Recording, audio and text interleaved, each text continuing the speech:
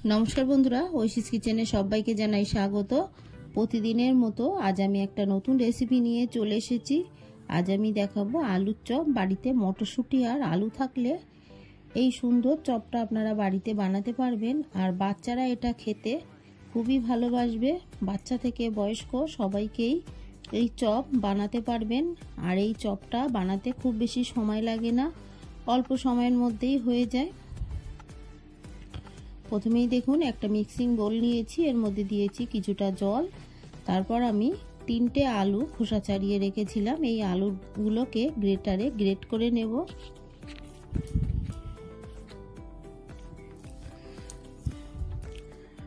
বাড়িতে একবার হলেও এইভাবে একবার চপ বানিয়ে খেয়ে দেখবেন এটা কতটা ভালো হয়।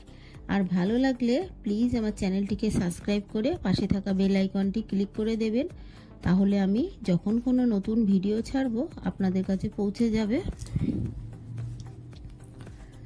এইভাবে আমি সব আলুগুলোকে গ্রেট করে নেব। তারপর আলুগুলোকে খুব ভালো করে দেখুন জল পাল্টে পাল্টে ধুয়ে নিয়েছি। গ্যাসে একটা কড়া বসিয়ে দিয়ে এর মধ্যে আমি এই গ্রেট করা আলু দিয়ে দিলাম, এর মধ্যে একটু জল দিয়ে দিলাম। এটাকে আমি হালকা একটু ভাপিয়ে নেব। ঢাকা দিয়ে স্রেফ কয়েক মিনিট আমি রেখে দেব। দেখুন জলটা শুধু একটু গরম হয়েছে, হালকা একটু নেড়ে নেব। আলুটা দেখুন নরম হয়ে গেছে।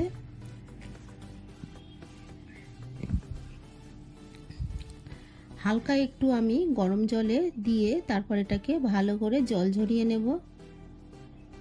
এটাকে কিন্তু আমি ফুটিয়ে বা সিদ্ধ করে নিইনি, এটা শক্তই আছে।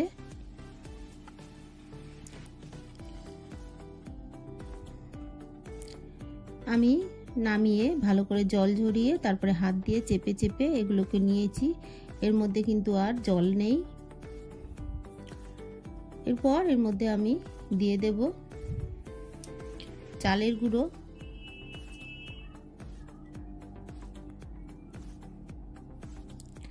দিয়ে দেব অ্যারারুট বা আপনাদের বাড়িতে কর্নফ্লাওয়ার থাকলে সেটা দেবেন।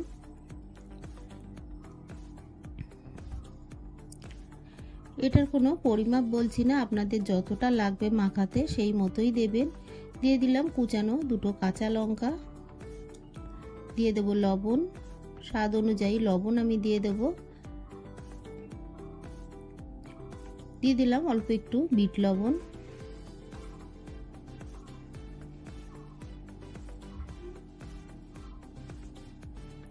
দিয়ে দেব গোলমরিচ গুঁড়ো,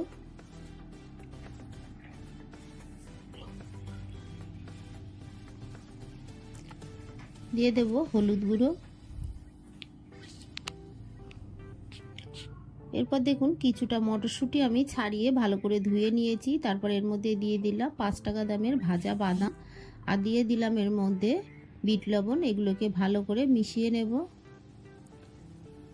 আপনারা চাইলে বাদাম আরও একটু বেশি করেই দিতে পারেন। বাদামটা বেশি দিলে খাওয়ার সময় দেখবেন বাদাম মুখে পড়বে, খেতে বেশি ভালো লাগবে। এরপর দেখুন এই আলুটাকে আমি এই মশলার সঙ্গে খুব ভালো করে মেখে নেব। এর মধ্যে কোনো জলের ব্যবহার করব না। এটা মাখাতে মাখাতে যদি মনে হয় আরও একটু অ্যারারুট বা চালের গুঁড়ো দিতে হবে তাহলে সেটা আপনারা দিয়ে ভালো করে মাখিয়ে নেবেন। আমি আরও একটু অ্যারারুট এর মধ্যে দিলাম, দিয়ে ভালো করে মাখিয়ে নেব।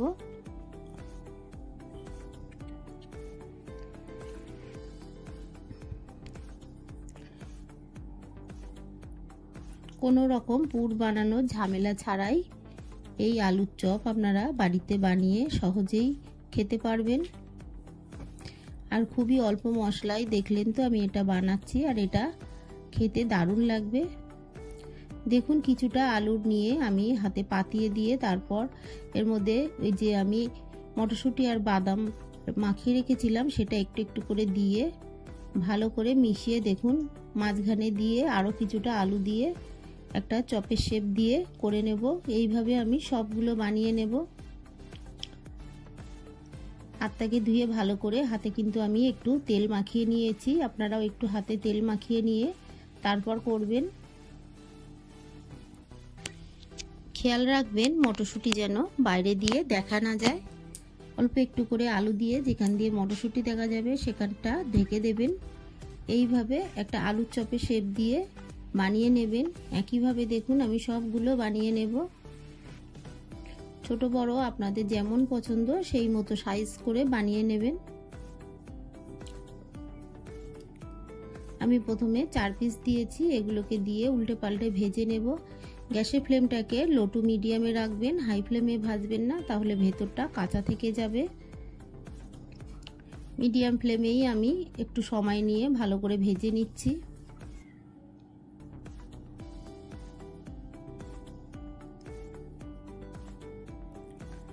বাচ্চাদের একদিন বানিয়ে দেবেন, দেখবেন বাচ্চারা আপনাকে আবারও বানাতে বলবে। এগুলো ভাজা হয়ে গেছে, এগুলো তুলে নেব। এই তেলের মধ্যে বাকিগুলোকে দিয়ে আমি একইভাবে ভেজে নেব।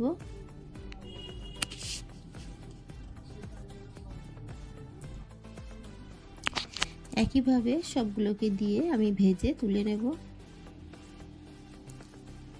এখানে দেখুন আরো 5টা হয়েছে। 3টে আলু দিয়ে আমি কতটা চপ বানিয়েছি।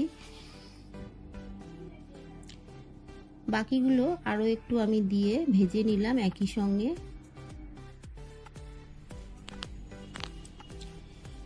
সবগুলোকে আমি তুলে নিলাম, আপনাদের ভেঙে দেখাচ্ছি। দেখুন কতটা ক্রিপসি হয়েছে। এটা কতটা ক্রিপসি হয়েছে বাড়িতে বানিয়ে দেখবেন। আর ভালো লাগলে আমার চ্যানেলটিকে সাবস্ক্রাইব করে পাশে থাকা বেল আইকনটি ক্লিক করে দেবেন, তাহলে আমি যখন কোনো নতুন ভিডিও ছাড়বো আপনাদের কাছে পৌঁছে যাবে। রেসিপিটি ভালো লাগলে একটা লাইক করতে ভুলবেন না। রেসিপিটি কেমন লাগলো আমাকে কমেন্ট করে জানাবেন। ভালো থাকবেন, সুস্থ থাকবেন, আবার দেখা হবে পরের ভিডিওয়।